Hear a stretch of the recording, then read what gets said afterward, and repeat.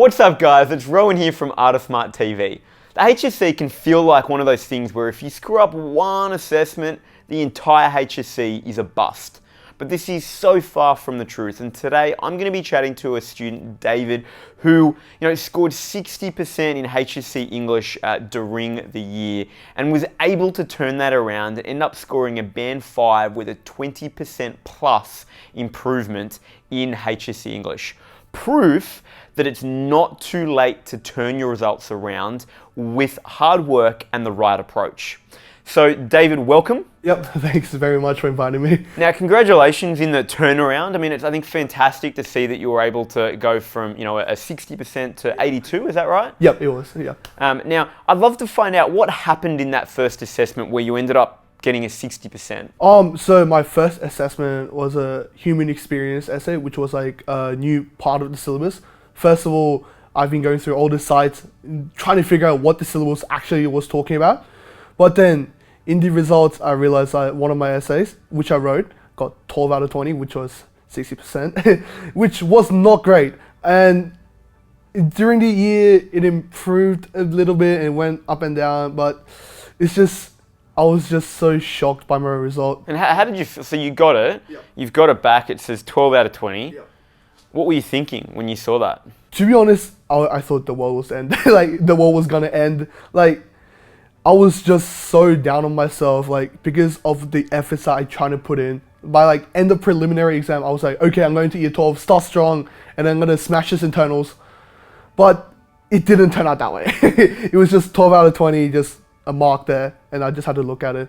But from then, there was no way of turning it back. I just had to keep on moving. So I was like preparing, and then started preparing for Module A. So I can see definitely how that would be disheartening, particularly if you're like, I'm motivated, I'm coming into year 12 off the back of year 11, I'm wanting to do well, and then you're getting that and you're thinking, man, that was a kick in the guts, right? Like, so I think the positive thing that you highlighted though was like, okay, I haven't done well, but I've got to keep on going. Yep. Now, I mean, you have to, English is compulsory. Yeah. So I mean, if it wasn't, might have been another decision, right? It might have been like, let's drop this thing. So you've kept them going. You've decided, okay, I've just got to turn this around. Yep. What were the first steps that you started taking to try to turn English around and try to improve it? First of all, throughout my year 11, I didn't really even read my English text. Sort of like, hey, what's the quote? Can you give me a quote? Stuff like that. So that's how I used to tackle English, which was not a great idea. After my human experience, which I got 12 out of 20 in, I actually went to the bookstores, actually bought the books, sort of read it. Even for Shakespeare, at least read a translated part, see what's actually going on. So those little efforts, I think, helped me to reach the goal in English that I really wanted to achieve. And also creating that table was a huge step for me because it actually breaks down what I need to talk about in my essay, which gives me an idea what to talk about during my exams, which helped me guide through it. Awesome. So we've got actually reading your text. Yeah. Good place to start. Yep. And then we've got starting to do a little bit more disciplined work, really, for English, right? So, yeah, could you explain it? What is a T-table for those that don't know? Because I know T-table is a phrase that we use at AOSTV all the time, but maybe it's not publicly understandable. I memorize it as TEE, technique, example, explanation. Technique is obviously what the author or the playwright, someone like Shakespeare, has, what technique is he using or he or she is using. Also, the example is the quote itself, and explanation is what the author or the playwright is trying to, or for example, Al Pacino, how does this film technique allows us to understand the text better. Things like that just helps me break down so much rather than just going to the exam with just quotes memorized. Awesome. So in other words, what it's doing is it's giving you a deconstructed paragraph, isn't it? It's getting you to, because I mean the core of a paragraph is examples, some techniques and some analysis about how they say something meaningful. So you've been starting to, in a really disciplined way, build that out so that then, as you said, you're not going into an exam with quotes and then having to really make up on the spot analysis, techniques, and think of all of that. So you've built in a library. Now, I understand that you were working with an AOSTV tutor, Rowan, across that journey. Was that something that he was helping you with? Definitely. Coming into term 2 last year, first of all, quotes, techniques, I had no clue about. I was like sort of like trying to just like sort of like make like, you know how like solving like a puzzle, sort of just trying to put it in there, see if it's right. It's like guess and check almost, right? Yeah, guess and check. Like or something like really simple techniques like simile, metaphor, that what the English teachers really hate to see on their essays. But through my experience with Out of Smart TV, not TV, Out of... Well, that too, hopefully, right? Shout out to Out of Smart TV. I mean, first of all, yes, that's how I learned the T-table. And second of all, experience with actual Out of Smart. It allowed me to actually understand what the author was talking about. It's not just like memorized essay and going in, but then sort of like, yeah, sure, I have the analysis in the back of my mind, but then thinking about like a further step, how does this affect the responder or the reader who's actually reading the text, and how as a HSC student are we meant to understand this, was my like biggest step going in. And Out of Smart really helped me to actually like improve my marks in English. That's awesome. And then what were you finding you were doing in a typical session with Rowan, your Out of Smart tutor? First of all, since I had no clue anything what was going on, I just like sort of like just went through quotes and like, what does this technique tell us, or how does this affect the responder? So sort of like just basic steps. That's what I really started with. But then when me and Rahul, and when my abilities improved in English, and when me and Rahul got less awkward with each other, we actually like talked what this text is talking about and trying to like chat through it, and which helped me actually like, for me personally, a discussion makes me understand things so much better. So by discussing with Rahul what the actual like quote or what the book is talking about, like it helped me so much to understand that I can just write it in my essay, and it actually gives me like good marks and improvements. Which is awesome. So it sounds like what you were doing really was one, that really disciplined, text specific analysis where you're going through the text systematically so you understood it, but then so you also had something to say about it. And then that say about it part was informed through the discussions that you would have to really like tease out your ideas and what you wanted to say. That was my biggest improvement in English. I mean, everybody says that English is like, oh, just memorize and then go in. Like, I mean, didn't work out well. But like... So let's talk about that, because I think that's something that the new syllabus was designed to try to, to change. And I think students did still try. So you tried to memorize? Did it work? Did it not work? So, I mean, English as a syllabus was trying to go away from rote learning, which is, personally, I find it sort of hard to do. I mean, Nessa tried, but like, but rather than memorizing essay off by heart, like 1,200 words, I just like sort of like remember my structure of my T table, and add on what the actual like for like effect on the responder. I would add on what the question was actually trying to ask, not just like a pre-prepared answer and just trying to weave through it. So I think by even like, yeah, sure, I have some parts memorized. I mean, that's no matter what has to happen going in.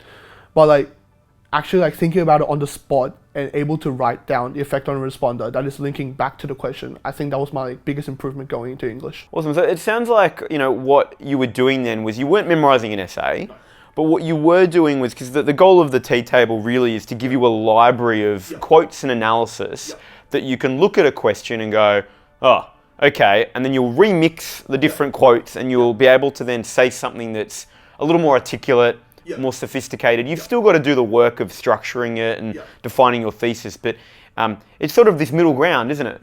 In terms of giving you something to stand on, but so that you're not regurgitating something that doesn't get you marks. Also, what me and Rahul was doing, trying to prepare this, was we would look at like the sample questions that Nessa has released, and those questions were actually like helping me a lot, because I kind of know like what like they're about to ask. But then not just looking at those, but like the sample questions that teachers give, like if you break down the question or like what they give you as a stimulus, at first I couldn't see it at all, what the question was actually talking about. I'll just write whatever I know. But like after a few practices with Rahul over like a few months, I could actually see what the question was trying to ask, like specific word, what does this mean? How can I link it back to my text, like etc. So it seems like practice was important then. You know, like so you've got these T tables, and then you've got actually doing practice questions. Yeah. Now, would you do complete practice questions? Would you, just work on a structure? Like, how did you approach the practice question? I wouldn't advise writing essay every single time because, to be honest, for me, I already got the T table. Like, you already like sort of like sorted with that, and that was like a cheeky to any English essay. But like, thesis and topic sentences aren't. Like, they have to, no matter what, come from the spot, come out of your brain on the spot. So rather than writing out full essays, I'll just look at the question, think of a thesis, and then write down the topic sentences and see if they actually match up to the question. Because first of all, if you don't answer the question, you don't get the marks. You're screwed, right? Yeah. So that's how I would tackle English study, and maybe once in a week, and depends on what module you're learning as well. But then I'll try to write out an essay. Yeah. Awesome. So you've got essentially developing your thesis building muscle, right? So you look at practice questions and go, what do I write here? What argument would I do? And then you would, attempt to then go, how would I link this to my T table? Which is the key sort of skill ultimately. Now, to highlight this, how many, you're saying you would write an essay almost once a week then, in terms of this like thesis, or would you write a full essay? For those thesis essays, I'll just do it every day because they don't take up that much time. Maybe like... And is this in the lead up to trials and HSC particularly, or is this throughout the year? Throughout the year. I did it regularly because I knew that I was struggling on English. But then, I mean, who would want to write like a full essay every single day, yeah? So I'll just maybe once a week, definitely put like a 40-minute timer on because that's like average in like the paper 2, like HSC. So 40 minutes, write an essay, get Rahul to check and see if it actually like is a good essay or not. So, and that was helping you, one, build the thesis statements on the fly, but two, also helping you take your T table and work out where you were going to plug the stuff, right? Definitely. Yeah, that's awesome. So yeah, what Rahul really assessed me was linking it, and that was really helpful going towards my HSC. To make sure that it was relevant, right? Otherwise, it was just these great examples. It's like a quote, like that's it. Yeah.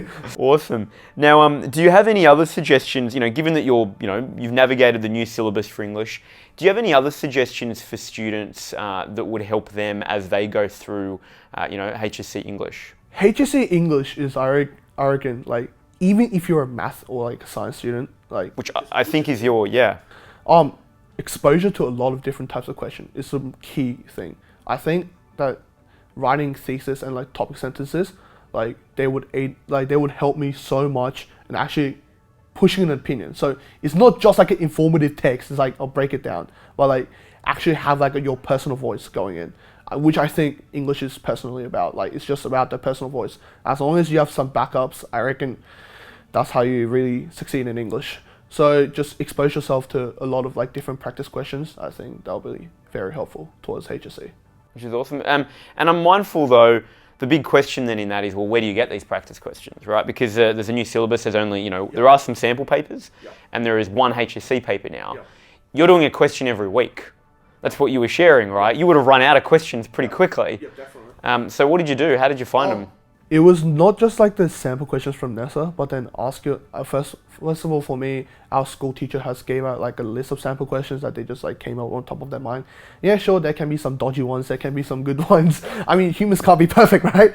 So to be honest, even like doing like the same question, I leave the ones that I have done next to me, like not to just copy it, but like, and to write like a new thesis, new topic sentences, see which one like matches up better to the question, and actually like trying to like put forward my opinion.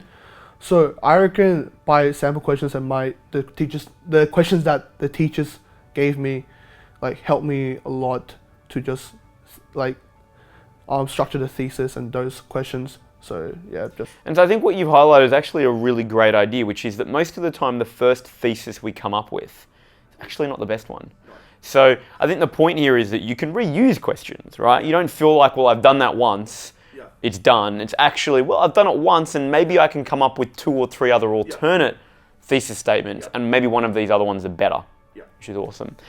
Any final suggestions, particularly for a student who maybe was like yourself, got an early English assessment result back that was not good?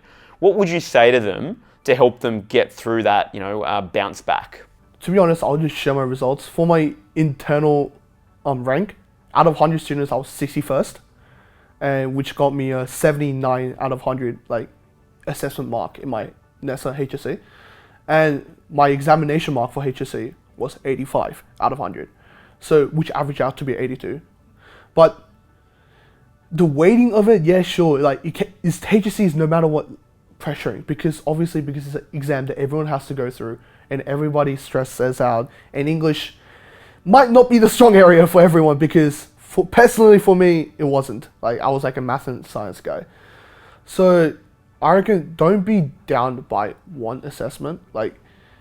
For me, I personally, even up to the third assessment, my average was 65%, 70%.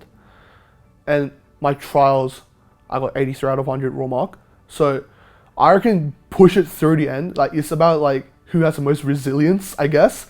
It's not over until you think it's actually over, which is at the end of paper 2 HSC. So I reckon just keep pushing it. That's my biggest advice. Yeah, sure, it may be not going your way, but at the end, the rewards will definitely be there as long as you put in the effort. Awesome. So there you've heard it, guys. Some really practical advice from David on how to, one, bounce back if you get a HSC English result that's not as great as you would like, and two, also in ways in which you should prep and study for the new HSC syllabus for English. If you have any questions, leave a comment below. We'd love to help. If you need any support for HSC English and the new syllabus generally, get in touch with us. We've got an amazing team of teachers, tutors, and mentors that can help you. And finally, if you haven't already, hit that subscribe button, because we'll be bringing videos every single week. So we will see you next week.